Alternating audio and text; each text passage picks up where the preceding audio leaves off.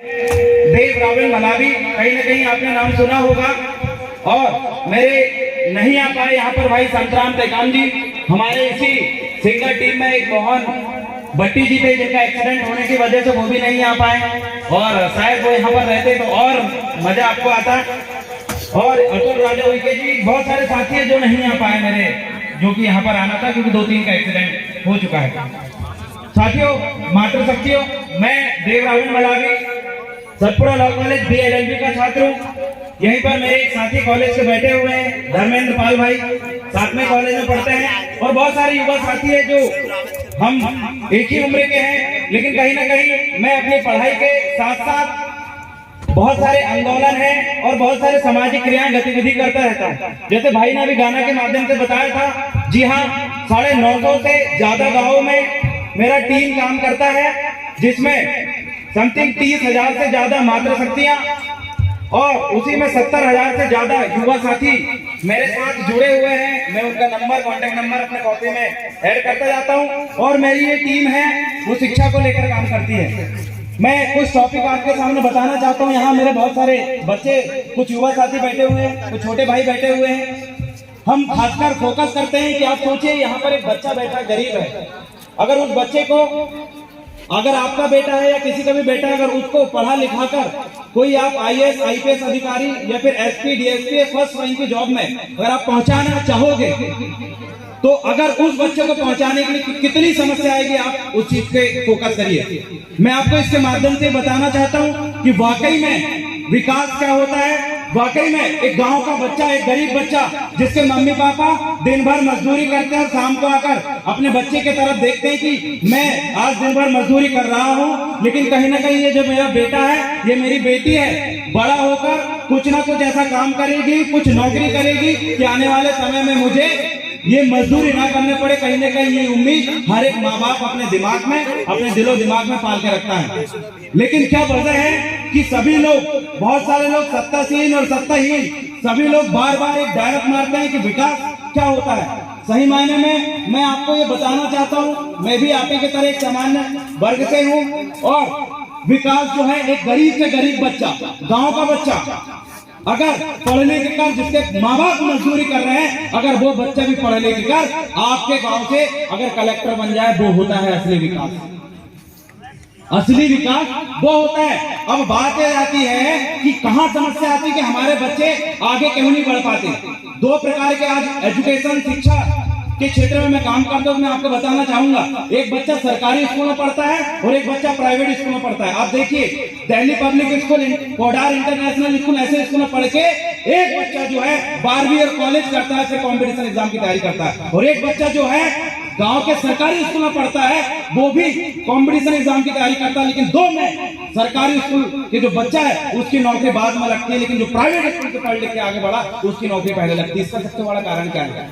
कहीं ना कहीं विकास की परिभाषा लोग नहीं समझते हैं। तो यहाँ जितने भी गांव के लोग इस मंच के सामने बैठे हैं, अगर आप यहाँ पर समक्ष हैं, तो आपके सामने एक बात मैं आपके समक्ष रखना चाहता हूँ। वाकई में आपको अगर कोई विकास करना चाहता है, चाहे वो कोई भी हो, चाहे मैं जिस संगठन से हूँ या कोई पार्टी हो, दुनिया की कोई पार्टी हो, चाहे उसमें मेरे लोग हो या पराये लोग, कोई भी व्यक्ति हो, लेकिन मेरा ये मानना है, एक गांव का बच्चा, एक गांव का बच्चा, आपके घर का बच्चे स्कूल में पढ़ता है, सरकारी स्कूल में, और उसी सरकारी स्कूल में आपके क्षेत्र का कोई TI है, कोई SP है या कलेक्टर की बच्चा भी उसी स्कूल में पढ़े।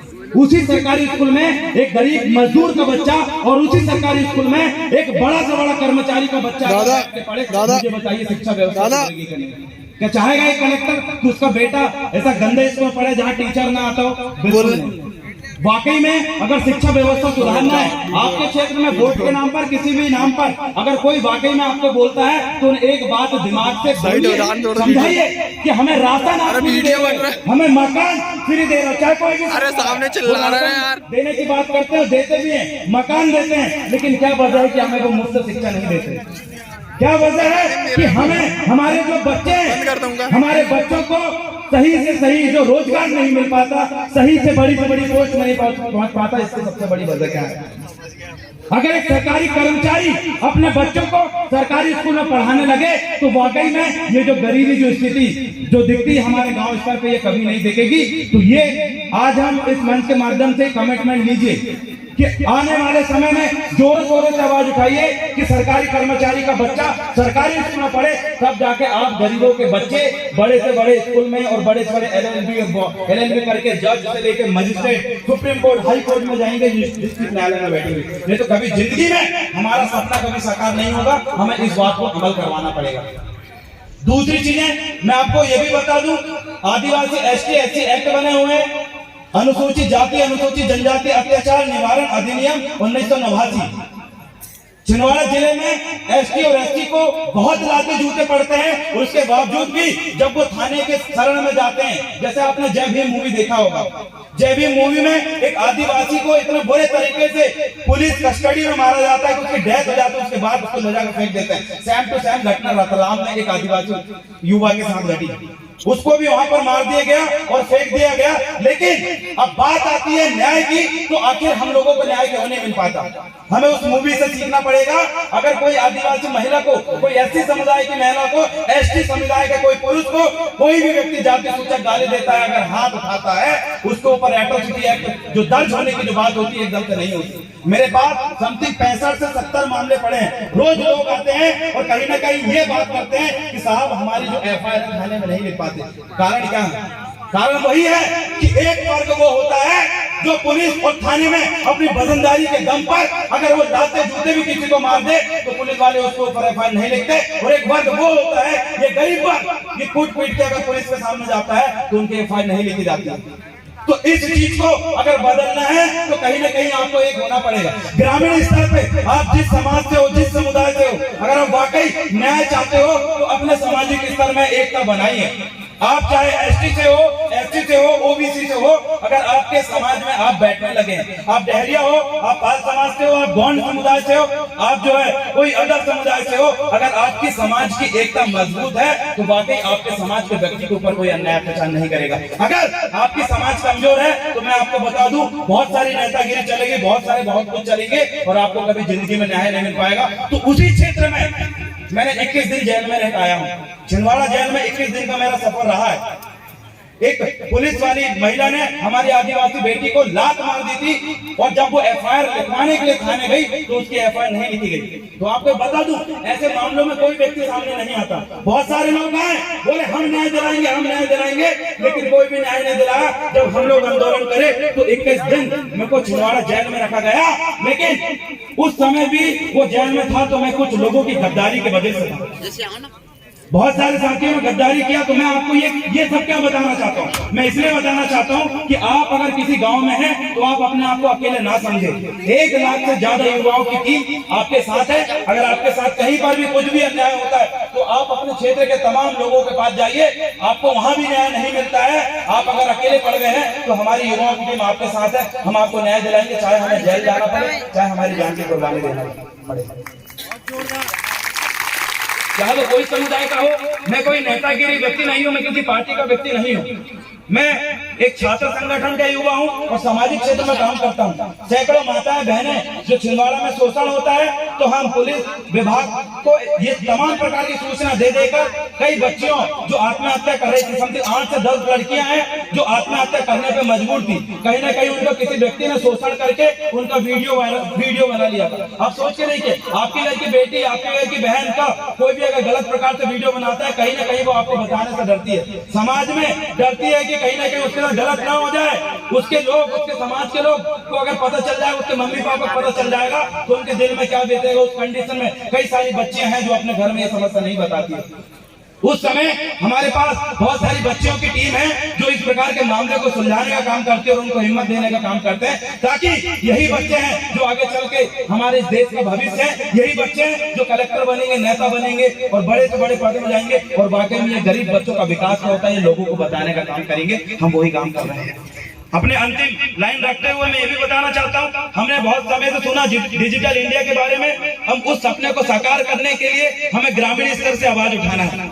हमें हर ग्राम पंचायत में वाईफाई लग चुके थे, मुफ्त वाईफाई, जिसमें पढ़ाई के लिए बोला गया था। कहीं ना कहीं हमारे जो युवा साथी हैं, बच्चे हैं, अब उस चीज का सही इस्तेमाल नहीं कर पाए। बहुत सारे ऐसे लोग हैं जिनका हम ग्राम पंचायत के स्तर में देखें, कहीं का पेंशन चालू नहीं हुआ है, कई ऐसे बच्चे जो अपाहिज हैं लेकिन उनको अपाहिज की उनकी इनकम नहीं डल रही है, कई ऐसी माताएं बहनें, कई ऐसे सयाने हैं जिनका फिंगरप्रिंट नहीं आने के कारण वो कई समय से अपने पेंशन नहीं निकाल पाए। ये तमाम प्रकार की समस्याएं डिजिटल इंडिया के माध्यम से ही संपन्न होगी। हमारे देश के प्रधानमंत्री ने इस योजना को लेकर आया था, लेकिन कहीं ना कहीं हम जमीनी स्तर पे हम उठेंगे तब जाके समस्या सॉल्व होने वाली है। हम अपने गांव में बैठे बैठे, हमारे गांव में कितना पैसा हमारी पंचायत में डाला हुआ है, कितना पैसा सरपंच के द्वारा और हमारे सचिव के द्वारा निकाला गया है, ये तमाम जानकारी आपके मोबाइल में रखी हुई है। वाकई में अगर आप डिजिटल इंडिया को फॉलो करते हैं, वाकई में अगर आपके नाम का प्रधानमंत्री आवास का अगर कई बार नाम आवंटित हो जाता है, लेकिन षड्यंत्र पूर्वक, विरोध पूर्वक आपका पक्का मकान कुछ लोग बनने नहीं देना चाहते, ये तमाम प्रकार की जानकारी आप ऑनलाइन परचेज कर सकते हो। इसलिए हर गांव में आवाज उठाएं कि जो ग्राम पंचायत में जो वाईफाई लगा हुआ है वहां पर हर ऑनलाइन सुविधा हमें दे। हमारे लोग जो छिंदवाड़ा में भटकते हैं, हमारे लोग जो पुलिस में एफआईआर डालने के लिए जाते हैं लेकिन एफआईआर नहीं होती है, वो एफआईआर ऑनलाइन भी होती है। ये तमाम प्रकार की जानकारी आपको डिजिटल इंडिया के माध्यम से मिलेगी। तो ये काम हमारे क्षेत्रीय लोग और युवा साथी लगातार कर रहे हैं और आप भी इन तमाम चीजों से जुड़ो, इसके लिए हम हमारी पहल लगातार चलती है। और 15 नवंबर को बिरसा मुंडा जयंती छिंदवाड़ा जिला स्तर पे हम बड़े रूप में मना रहे हैं और हमारे बहुत सारे आदिवासी क्षेत्र है जहां पर आदिवासियों को उनके जमीन से भगाया जा रहा है, सिर्फ 2 लाख या 2.5 लाख रुपए एकड़ मुआवजा देकर। इसकी भी लड़ाई हम लड़ रहे हैं। संगम 1, संगम 2 और दूधी नदी में जो बांध बन रहा है उसमें सैकड़ों आदिवासी और गैर आदिवासी सभी लोगों की जमीन जो छीन रही है, उसके लिए कोई भी व्यक्ति आंदोलन नहीं कर रहा है, लेकिन हमारी युवाओं की टीम वहां पर है। हम अपने पुरखों की जमीन को बिल्कुल नहीं छोड़ने वाले और आपको कितने ही पैसे का और किसी का भी लोभ दे दे, आप अपनी जगह को विस्थापन से बचाएं, क्योंकि हमें यहाँ पर बड़ी बड़ी फैक्ट्रियां नहीं लगवानी है। हमें अपना मध्य प्रदेश को, हमारे छिंदवाड़ा जिला को एजुकेशन का हब बनाया। जैसे कि यहाँ के भारत मसराम भाई है जिन्होंने बीएससी करके आए कोटा से, कोटा में इतने सारे बच्चे पढ़ने के लिए जाते हैं। भाई हमारा छिंदवाड़ा का कोटा नहीं बना सकते क्या? शिक्षा का हब अगर बनाना है, आप फैक्ट्री लगा रहे हैं यहाँ पर, पूरा परासिया खोल डाले कोयला के नाम पर। हमारा एक ही चीज कहना है कि अगर छिंदवाड़ा को कुछ आप बनाना चाहते हो तो शिक्षा का हब बनाइए, शिक्षा की फैक्ट्रियां खोलिए। कहने का मतलब है सारे के सारे कोर्सेज जो हम बाहर जाके कवर करते हैं वो हमें यहाँ लोकल कवर हो, ये हम कोशिश कर रहे हैं। और इसी के साथ साथ मैं अपने वाणी को वाइंड अप करूंगा और अंतिम शब्द में दादा मनमोहन साहब भट्टी जी की कुछ बातें आपके सामने शेयर करूंगा।